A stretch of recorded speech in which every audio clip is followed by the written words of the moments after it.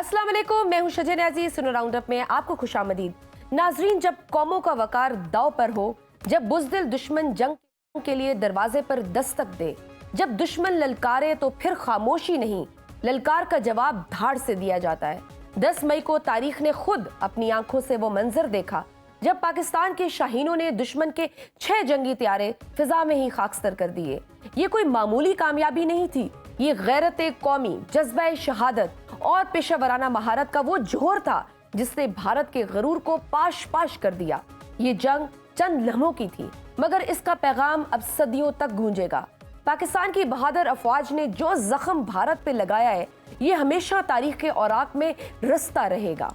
पाकिस्तान ने साबित कर दिया है कि पाकिस्तान कमजोर नहीं, पाकिस्तान अमन चाहता है, लेकिन अगर दुश्मन ने मैली आंख डाली तो हम ईंट का जवाब पत्थर से देंगे।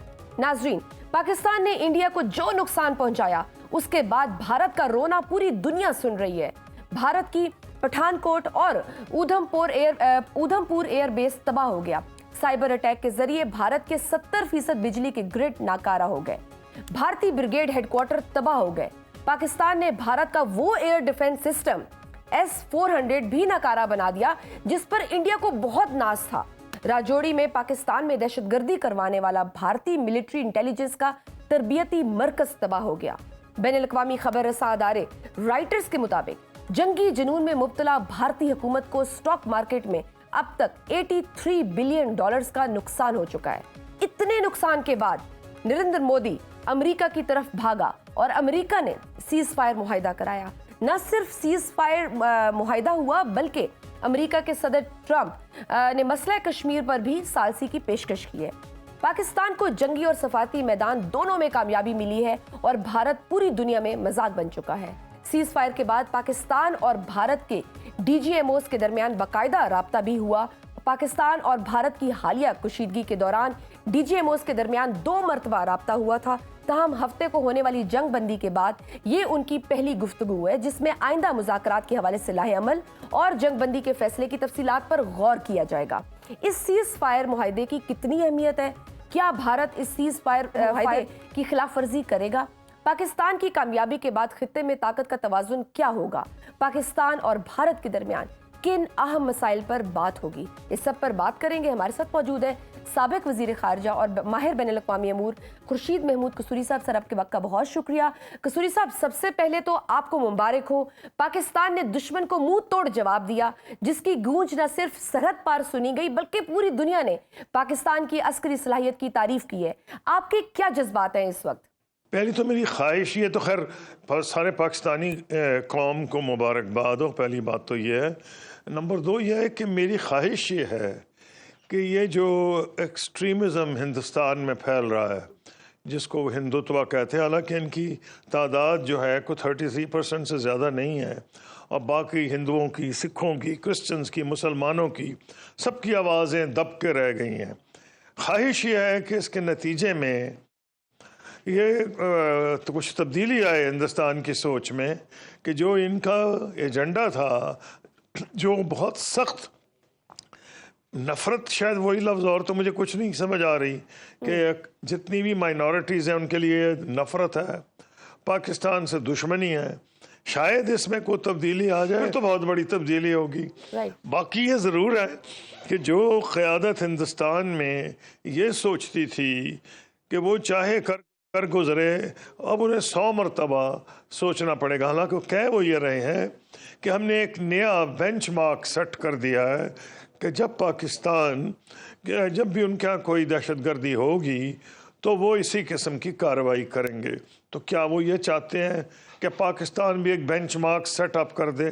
क्योंकि पाकिस्तान ने तो दी है ना जी गवाही, उन्होंने एविडेंस पेश की है, DGISPR ने दिखाई है बलूचिस्तान में इंटरवेंशन के सिलसिले में हिंदुस्तान की इंटरफेरेंस, और बाकायदा उसको मॉनिटर किया जा सकता है, उसे देखा जा सकता है, जज किया जा सकता है उसकी वैरासिटी को। जब वो बता रहे हैं कि जी लाहौर से बलूचिस्तान हमारी जो दहशतगर्दी का जाल फैला हुआ है, तो हिंदुस्तान क्या ये चाहेगा कि जब पाकिस्तान में दहशतगर्दी का हमला हो तो हम भी एक नया बेंचमार्क सेट कर दें कि जब हम पे हमला होगा हम तुम पे कर देंगे?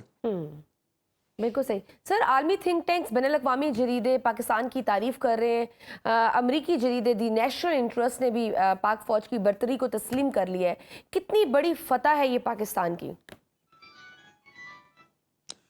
پاکستان کی اس لیے فتح ہے کہ جو ہندوستان کو یہ غرور تھا کہ ہم سے بہت بڑا ملک ہے جو کہ ہے، ان کی معیشت ہم سے بہت بڑی ہے جو کہ ہے، بلکہ بد نصیبی ہے کہ ہمیں اتنا چھوٹا نہیں ہونا چاہیے تھا.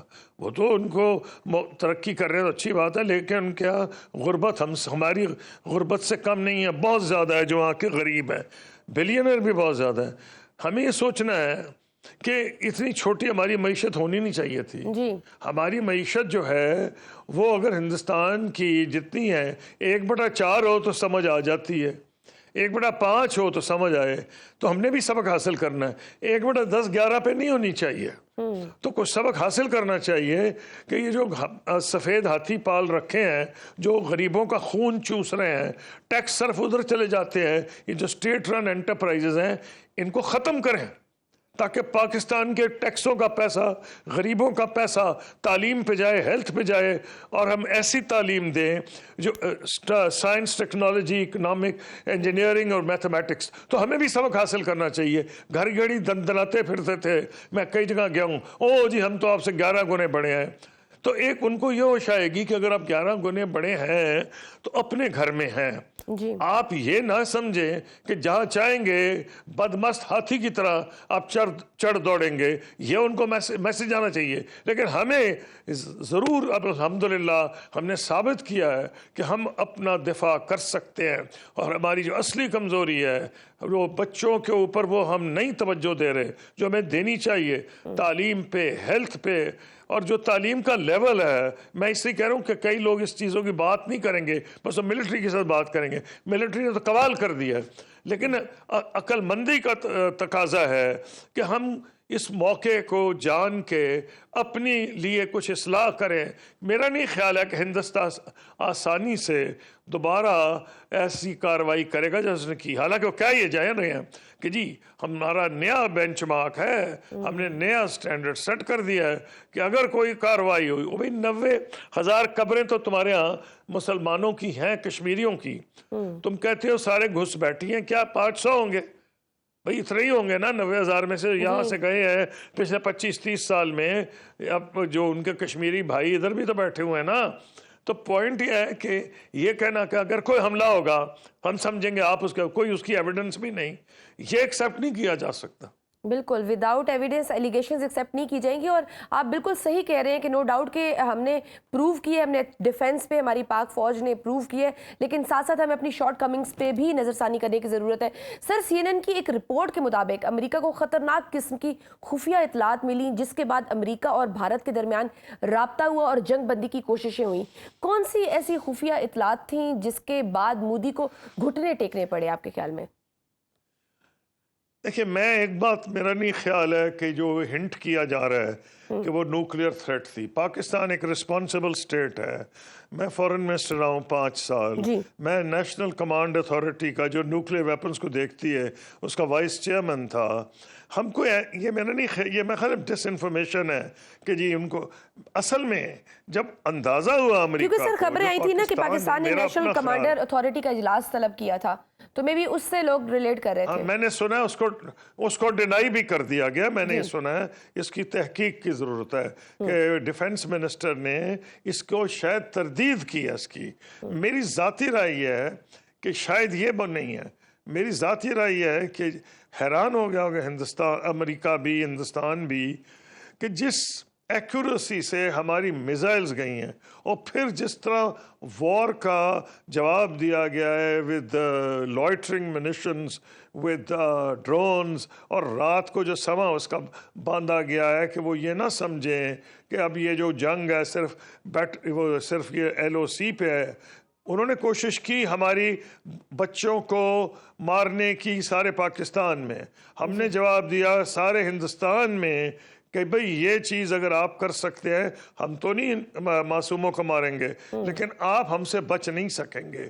تو یہ جو میرا خیال ہے جو ہماری میزائل سٹرائک ہوئی ہیں اپنے ایریا سے جو جے 150 جو ہے اس کی جو ہوئی ہے اس کی جو میزائلز ہیں چائنیز میزائلز آئی ہیں جو ماؤنٹ کی گئی ہیں J-10 پہ اور یہ جو تھنڈر ہے JF-17 یہ دونوں پہ وہ جو میزائلز فٹ کر کی گئی ہیں انہوں نے تہلکہ مچا دیا ہے اور وہ ان کو سمجھ نہیں آ رہی اور شاید ان انڈین ایئر فورس کو انڈین گورنمنٹ کو اندازہ ہو گیا ہو کہ اگر وار لمبی ہوئی تو انڈین ایئر فورس کو بہت بھاری نقصان اٹھانا پڑے گا. میرا تو اپنا ذاتی خیال یہ ہے میں نیوکلیئر والی بات کو میں نہیں آسانی سے مانوں گا. بالکل صحیح سر. اس سارے ایونٹ میں ایک اور چیز بھی ہوئی. ڈونلڈ ٹرمپ نے کشمیر کے حوالے سے ثالثی کی پیشکش کی ہے. اس سے پہلے بھارت بھی تیسرے فریق کی مداخلت کا حامی نہیں رہا. مسئلہ کشمیر عالمی سطح پر اجاگر ہونا اور پھر امریکہ جیسی ایک عالمی طاقت کا بطور ثالث اس میں شامل ہونا یہ پاکستان کی کتنی بڑی فتح ہے اور یہ کتنا بڑا سنہری موقع ہے پاکستان کے لیے کہ ہم اس ٹائم پہ مسئلہ کشمیر حل کر سکیں. آپ یہ بھی پوچھیں کتنا بڑا دھکا ہے ہندوستان کے لیے کیونکہ ہندوستان نے اور پرائم منسٹر مودی نے بہت انویسٹمنٹ کی تھی پریزیڈنٹ ٹرمپ پہ. پچھلی دفعہ بھی جب وہ آئے ہندوستان تو انہوں نے اسپیشل ان کے لیے جلسہ کرایا. اب کی بار ٹرمپ سرکار یعنی یہ جلسے کرا رہے تھے وزیر اعظم ہندوستان امریکہ کے صدر کے کہ وہ اگلے الیکشن میں وہ جیت جائیں. اب کی بار ٹرمپ سرکار پھر انہوں نے کئی چکر مارے اور حالانکہ جو ابھی وہ انہوں نے چکر مارا تھا وائٹ ہاؤس کا تمام اطلاعات یہ ہیں کہ پریزیڈنٹ ٹرمپ بہت بزی تھے. یہ زبردستی پہنچے ہیں. جو لوگ بلائے گئے تھے میری اطلاعات یہ ہیں ان میں اسرائیل کا پرائم منسٹر تھا, جارڈن کے بادشاہ تھے اور ایک کیونکہ وہ بڑا معاملہ بوائل کر رہا تھا غزہ والا اور ایک شاید جاپان کے میرا خیال ہے پرائم منسٹر تھے. تو مودی صاحب پہنچ تو گئے تھے اور انہوں نے شاید یہ کہا ہوگا کہ میں تو ٹیرفز کے اوپر بات کرنے کو آیا ہوں لیکن میری عقل ہی نہیں مانتی کہ پاکستان اور انڈیا کا انہوں نے ذکر نہ کیا ہو. تو یہ ان کو بہت بڑا دھکا لگے گا کہ ہم نے اتنی انویسٹمنٹ کی ہے. پھر ہم نے ہندوستان امریکہ میں یہ بھی اتنے بڑے بڑے لابیز انگیج کیے جنہوں نے یہ کہا کہ جی چین کا مقابلہ تو صرف ہندوستان کر سکتا ہے, پاکستان تو چین کا اس کا ایلائی ہے اور انہوں نے کہا کہ چین دشمنی میں ہم آپ کے ساتھ سب کچھ کر گزریں گے بشمول یہ جو انہوں نے بہت سے ایسے ویپن سسٹمز کی بھی ان کو دیے اور ان سے ٹیکنالوجی شیئر کی جس میں کمپیٹیبلٹی ہو گئی امریکن ملٹری کی اور ان کی آرمز کی. یہ بڑی میجر چیزیں ہوتی ہیں. تو ان کا یہ خیال تھا کہ چین دشمنی میں پریزیڈنٹ ٹرمپ جو ہیں وہ شاید کسی تمام حدیں پھلانگ جائیں گے لیکن پریزیڈنٹ ٹرمپ نے یہ ثابت کیا کہ ان کو پریڈکٹ کرنا آسان نہیں. اب یہ بھی خبریں آ رہی ہیں کہ چین کے ساتھ وہ جو ٹریڈ پہ ان کی جنگ ہے اس کو کول کرنے کی کوشش کر رہے ہیں. یہ دوسرا دھکا لگے گا ہندوستان کی ڈپلومیسی کو رائٹ. تو اگر یہ ہوا بالکل ٹھیک سر. تو جیسے میں کشمیر کی ہی بات کرنا چاہوں گی کہ اگر ثالثی کا کردار ادا کرتا ہے امریکہ تو آپ کو کیا لگتا ہے بھارت مسئلہ کشمیر کے حوالے سے کوئی لچک دکھائے گا؟ دیکھیے آسانی سے تو نہیں دکھائے گا لیکن معاملہ ایک بہت آسان حل ہے. اور میں کیوں کہہ رہا ہوں آسان ہے, پچھلے مہینے بھی میں نے ڈسکس کیا ہندوستانیوں کے ساتھ ٹریک 2 میں جہاں retired Indian generals, Indian ministers اور انڈین ڈپلومیٹس اور پاکستان میں میں منسٹرز کے طور پہ گیا ہوں اور ادھر جنرلز بھی ہیں ہمارے اور ہمارے ڈپلومیٹس بھی ہیں. وہاں بھی ایک اسی پہ بات ہو رہی تھی اس حملے یہ جو جنگ ہے اس سے پہلے کہ حل کچھ نہیں ہو سکتا سوائے 4 پوائنٹس کے جو کہ اصل میں 12 پوائنٹس ہیں جس میں کشمیریوں کے حقوق پاکستانی اور ہندوستانی حکومتوں کے اہداف یہ تمام شامل ہیں. تو جب آپ کا ایک آسان حل ہے جس میں آپ کی ملٹری اور آپ کی سول گورنمنٹ اس وقت شامل تھی. میں نے کتاب میں ثابت کیا ہے کہ پرائم منسٹر انڈین جنرل سے، prime minister Manmohan Singh Indian general سے بات چیت کرتے تھے اور کتابوں کا ریفرنس دیا ہے. اور میں نے یہ بھی بتایا ہے کہ پاکستان میں کون کون سے جنرلز اس میں شامل تھے. فورن میرے علاوہ اور فورن سیکٹری کے علاوہ پریزیڈنٹ مشرف جب پریزائڈ کر رہے ہوتے تھے تو میں نے ان کے نام دیے ہیں. تو یہ ایک ایسا حل موجود ہے، تو اور زیادہ ضرورت ہو گیا کہ اس طرف چلے جائیں.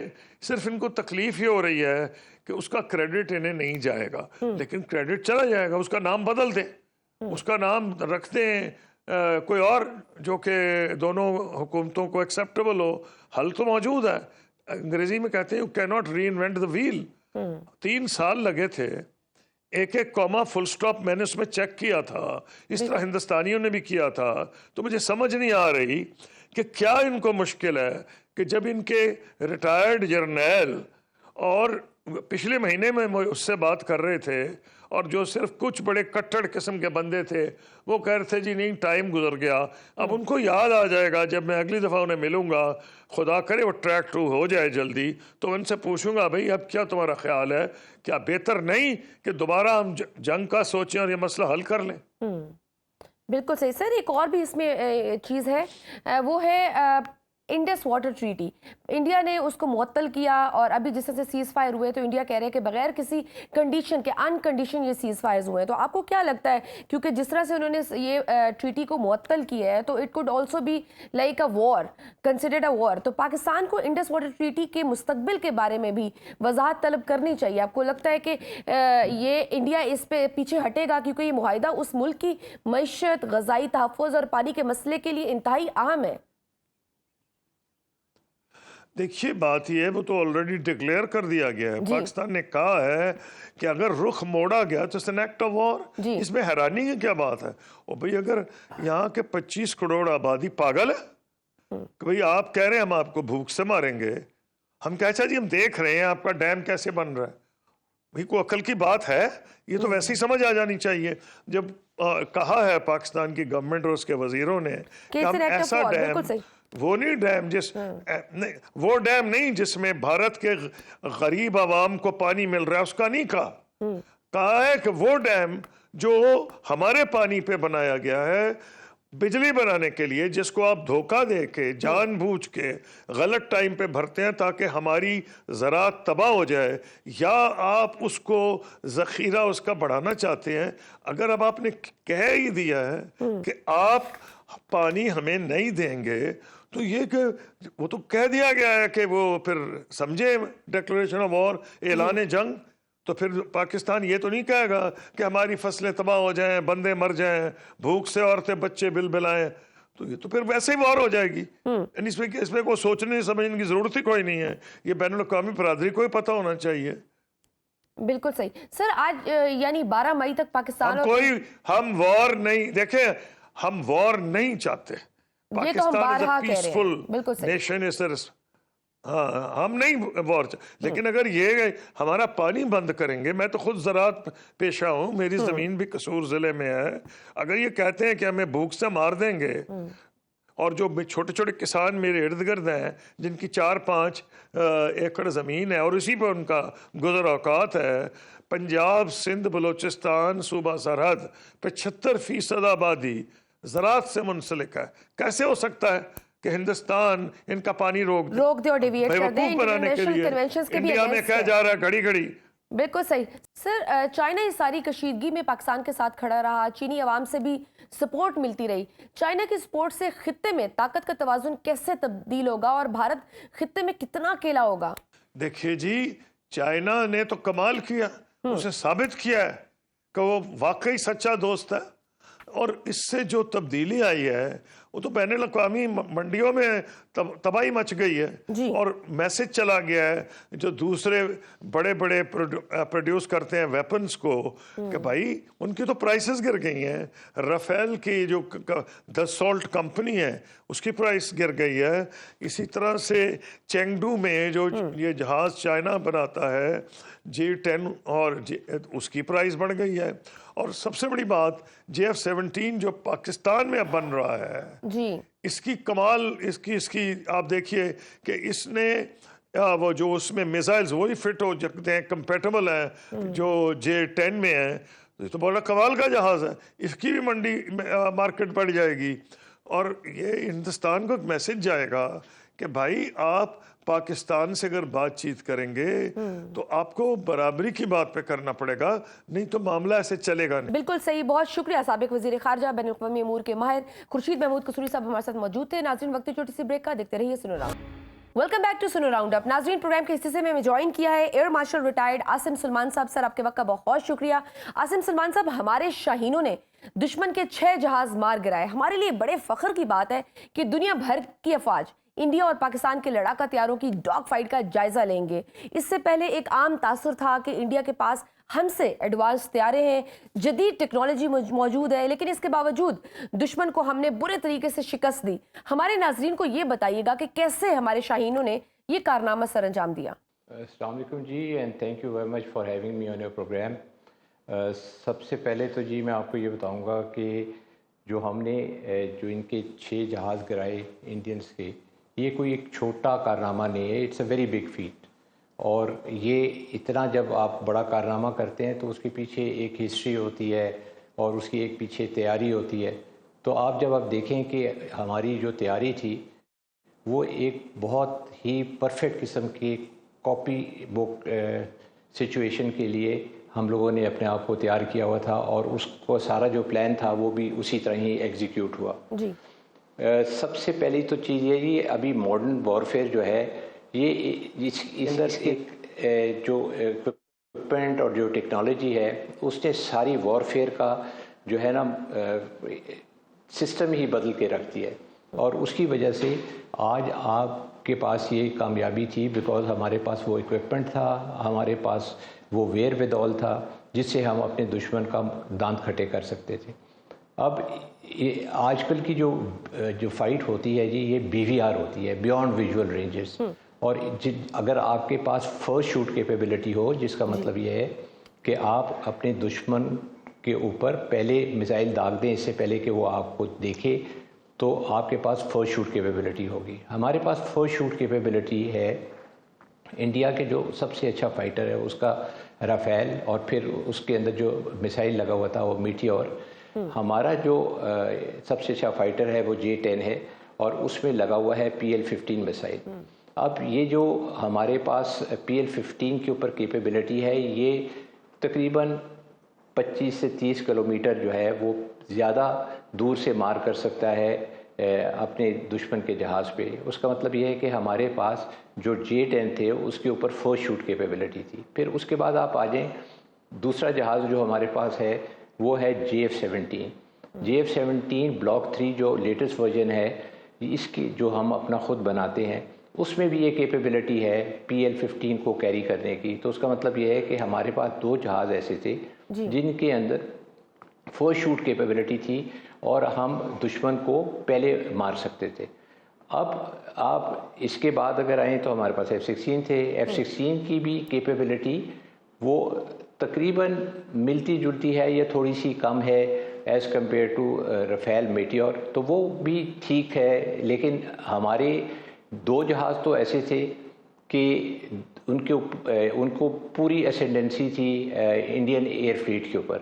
اور جو F-16 تھا اس کے کچھ ریجنز کے اندر کمپیٹیبلٹی تھی میٹیور کے ساتھ، اور کچھ جو باقی کے جو ان کے جہاز بچتے تھے وہ سارے کے سارے ہمارے F-16 کو ان کے اوپر فرسٹ شوٹ کیپیبلٹی ہے. تو یہ آپ دیکھیں کہ کتنی بڑی ایڈوانٹیج تھی ہماری جو ہے ایئر فورس کو کہ ہمارے پاس 3 جہاز ایسے تھے جو کہ ان کے اوپر غلبہ پا سکتے تھے. سر اگر میں رافیل کی بات کروں تو انڈیا بڑا کلیم کر رہا تھا کہ گیم چینجر ہے، اور اگر وہ ہمارے پاس ہوتا تو things would have been different, اور اس دفعہ تھا اور ہم نے رافیل گرا دیے. لیکن بھارتی میڈیا اور بھارت بار بار اس کی تردید کر رہا تھا، لیکن ایونچولی بھارتی ایئر چیف نے جنگی نقصان اور رافیل گرنے کی تصدیق کی ہے. جی سر ذرا بتائیے گا کہ یہ رافیل کتنا اہم طیارہ ہے اور یہ پاکستان ایئر فورس کے سامنے ریت کی دیوار کیسے ثابت ہوا؟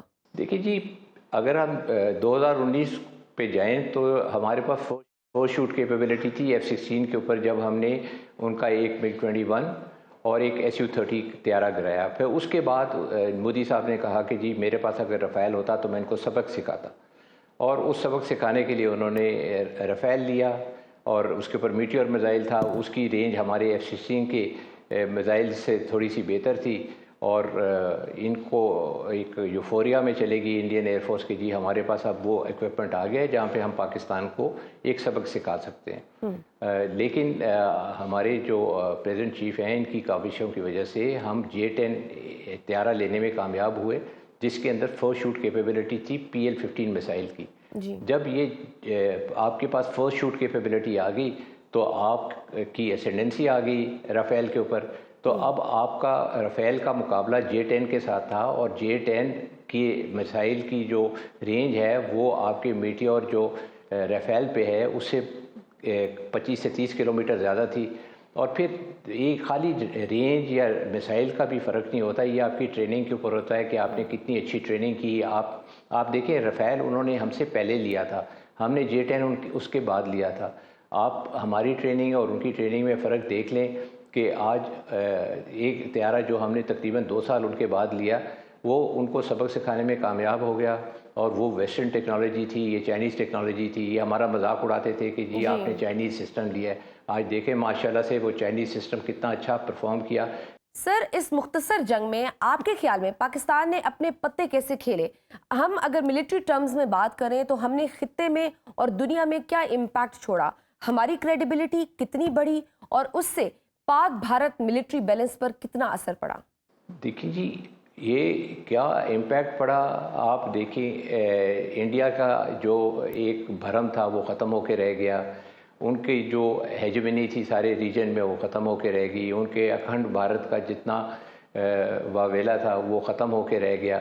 اور ان کا جو ایٹیٹیوڈ تھا کہ جی ہم تو پاکستان سے بات نہیں کرنا چاہتے, ہم تو جنگ کریں گے اور جنگ کر کے ہم ان کو سبق سکھائیں گے, وہ کہاں گئے؟ ان کی جو ریٹورک تھے اور جو سیبر ریٹلنگ تھی.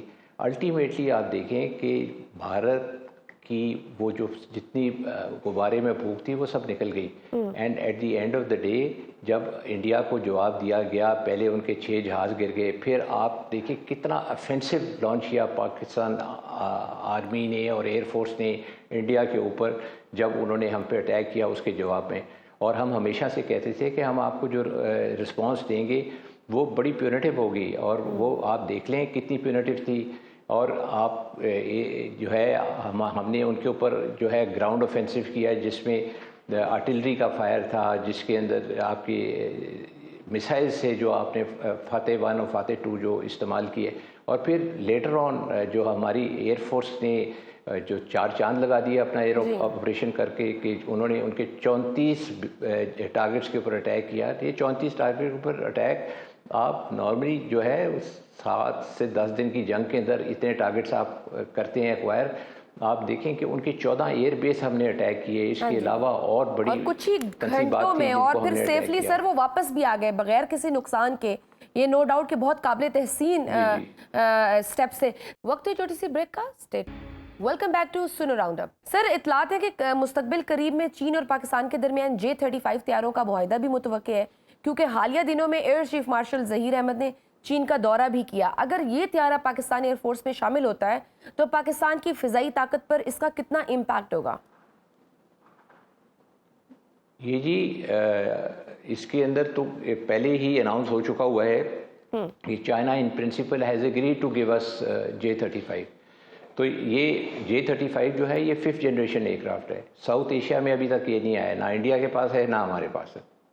جب انشاءاللہ ہمارے پاس آئے گا تو ہم پہلی ساؤتھ ایشین کنٹری ہوں گی جس کے اندر یہ جو ہے J-35 آئے گا اور اسٹیلتھ کیپیبلٹی آ جائے گی.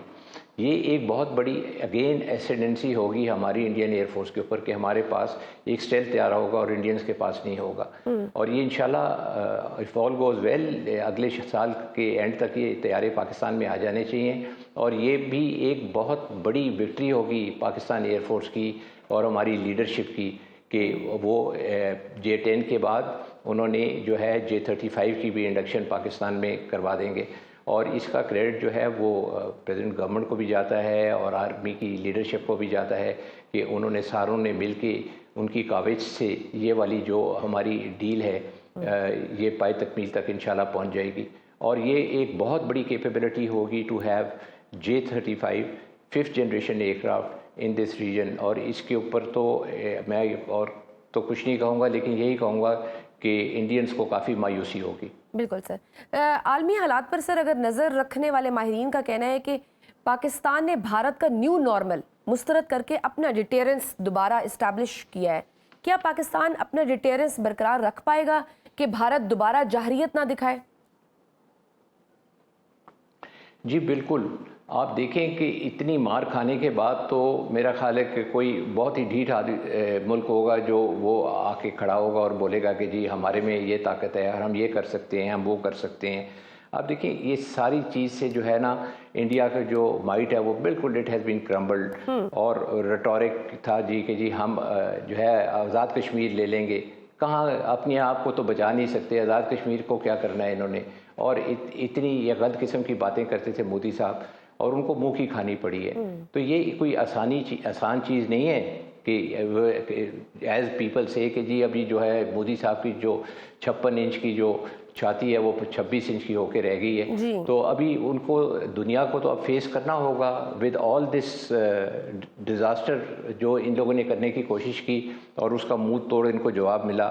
اور پھر دوسری بات ایک جو امپورٹنٹ ہے وہ ہمیں یہ دیکھنی چاہیے کہ انڈیا ایک رول ڈھونڈ رہا تھا یہ جو ہے ساؤتھ ایشیا میں اور انڈین اوشن ریجن میں کہ جی ہمیں یہاں پہ ایک ڈومیننٹ رول دیا جائے، ہمیں پولیس مین بنایا جائے، اور ہمیں جو ہے وہ ریجنل پاور ہونا چاہیے. India is not a regional power. آپ دیکھ لیں کہ انڈیا کی کیا حیثیت ہے اس وقت، اور پاکستان کے آگے جس طرح ابھی یہ لوگ لیٹ گئے ہیں اور لوگوں کی منتیں کرتے رہے کہ جی آپ خدا کے لیے آئیں اور ہمیں آ کے پاکستان سے بچائیں اور سیز فائر کروائیں.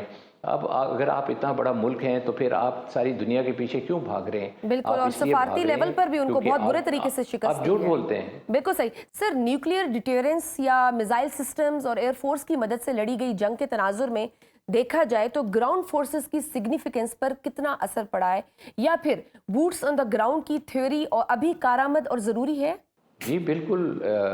یہ تو جو ہے نا کبھی چیز بدل ہی نہیں سکتی ہے. Boots on ground have always been important and they will continue to remain that way. ان کی جو ہے اپنی امپورٹنس ہے اور اس کو آپ ڈینائی نہیں کر سکتے. ٹھیک ہے ایئر پار کا ایک رول ہے، اور اس کے اندر ایئر پار کی ایک اپنا انویلپ ہے جس کے اندر ایئر پار آپریٹ کرتی ہے، اور اس کا کام ہے کہ وہ اور آج کل کی جو ماڈرن جنگیں ہیں اس میں پہلا پریفرڈ جو آپ کا سروس فار یوز یا preferred weapon for use is the air medium. تو اس کی ایک اپنی ویلیو ہے، گراؤنڈ فورسز کی ایک اپنی ویلیو ہے. اور ابھی بھی آپ دیکھیں کہ یہ جو آفینسو ہوا اس کے اندر آرمی نے بھی اپنا رول ادا کیا، ایئر فورس نے بھی اپنا رول ادا کیا، جبکہ آرمی جو ہے تھی وہ آرٹلری سے بھی فائر کر رہی تھی اور اپنا ہدف اچیو کر رہی تھی، اور انہوں نے میزائل بھی مارے. اور اس کے مقابلے میں ایئر فورس نے اپنے ہوا میں اپنے ٹارگٹس کو چنا اور وہاں پہ اکراس دی بارڈر ان کو جا کے ڈیلیور کیا، جس کے اندر آپ کو جس طرح میں بتا رہا تھا کہ 34 ٹارگیٹس جو ہے وہ it's not a small targeting system, because آپ جب 34 ٹارگیٹس اور 14 ایئر بیسز اس میں سے اٹیک کرتے ہیں تو نارملی 5 سے 6 دنوں کی جنگوں کے اندر اتنا ہدف اچیو کیا جاتا ہے. اور صرف ایئر ہاں جی، اور اس کے علاوہ بھی اور بہت سارے گراؤنڈ ٹارگیٹس ہیں جس کے اندر ان کا S-400 سسٹم تھا. بالکل ٹھیک. سر لاسٹ کوسچن، اطلاعات یہ بھی ہے کہ شاید انڈیا سیز فائر کے بہانے کوئی ٹائم گین کر رہا ہے اور پھر زیادہ طاقت سے حملہ کرنے کا سوچ رہا ہے. یہ بتائیے اس میں کتنی حقیقت ہے، اور اگر سیز فائر کی خلاف ورزی ہوئی تو پاکستان ایئر فورس ایک بار پھر تیار ہے؟ دیکھیں جی تیاری ایئر فورس کی تو کبھی ختم ہوتی ہی نہیں ہے. ایئر فورس تو ہر وقت تیار رہتی ہے. تو یہ اور دوسری چیز یہ ہے کہ جی اگر وہ وائلیشن کریں گے تو آپ دیکھ لیں پہلے بھی انہوں نے منہ کی کھائی ہے، اب بھی کھائیں گے. لیکن میرے خیال سے اس طرح کی چیز ہوگی نہیں، بیکاز انڈیا نے بھی دنیا میں رہنا ہے، اور ابھی ساروں سے معافیاں مانگ کے وہ لوگوں کو ہمارے پاس لے کے آئے. اور انہوں نے ہمارے سے جو ہے وہ بیٹھ کے بات کرنے کی جو ہے وہ ایگریمنٹ کی ہے، اور جس میں کشمیر کا بھی ایشو وہ ڈسکس کریں گے، جو کہ ایک بہت بڑی وکٹری ہے ہماری جو گورنمنٹ کی، کہ they have been able to get India on to the table. تو یہ کوئی چھوٹی بات نہیں ہے. اور جب ایک طرف سے آپ بیٹھ کے بات کرنا چاہ رہے ہیں اور پھر اوپر سے آپ اس طرح کی وائلیشن دوبارہ سے کریں، میرا نہیں خیال کہ ڈی جی ایم اوز کا بھی آپس میں ٹیلی فونک رابطہ بھی ہوا ہے، بھارت اور پاکستان کے ڈی جی ایم اوز کا بھی. جی تو یہ تو ایک قسم کی کنسلریٹری جو آپ کی جو کاوشیں ہیں جو چلتی رہتی ہیں، اور میرا خیال ہے کہ یہ اسی طرح ہی رہے گا. میرا نہیں خیال کہ ابھی انڈیا کے اندر اتنی سخت ہے، اور نہ ہی ان کے پاس اتنا مورل کریج ہے کہ وہ اٹھ کے پاکستان کے اگینسٹ اب دوبارہ سے کچھ کرنے کے قابل ہوں. ٹھیک سر، بہت شکریہ. Air marshal retired Asim Salman صاحب ہمارے ساتھ موجود تھے. ناظرین، جنگیں مسئلوں کا حل نہیں ہوتی. جنگ شروع کرنا آسان ہوتا ہے، لیکن اس کے آفٹر شاک صدیوں تک رہتے ہیں. مسائل توپ اور گولی بارود سے نہیں بلکہ بات چیت اور مصلحت سے حل ہوتے ہیں، حوصلے سے حل ہوتے ہیں. پاکستان نے پہلے بھی اور اس فتح کے بعد بھی دشمن کو امن کا پیغام دیا ہے. آخر میں اپنے پروگرام کو اختتام کروں گی ساحر لدھیانوی صاحب کی نظم سے. خون اپنا ہو یا پرایا ہو، نسل آدم کا خون ہے آخر. جنگ مشرق میں ہو کے مغرب میں، امن عالم کا خون ہے آخر. بم گھروں پر گریں کے سرحد پر، روح تعمیر زخم کھاتی ہے. کھیت اپنے جلے کے اوروں کے، زیست فاقوں سے تل ملاتی ہے. ٹینک آگے بڑھیں کے پیچھے ہٹیں، کوکھ دھرتی کی بانجھ ہوتی ہے. فتح کا جشن ہو کے ہار کا سوگ، زندگی میتوں پہ روتی ہے. جنگ تو خود ہی ایک مسئلہ ہے، جنگ کیا مسئلوں کا حل دے گی. آگ اور خون آج بخشے گی، بھوک اور احتیاج کل دے گی. اس لیے اے شریف انسانوں، جنگ ٹلتی رہے تو بہتر ہے. آپ اور ہم سبھی کے آنگن میں شمع جلتی رہے تو بہتر ہے. اللہ حافظ.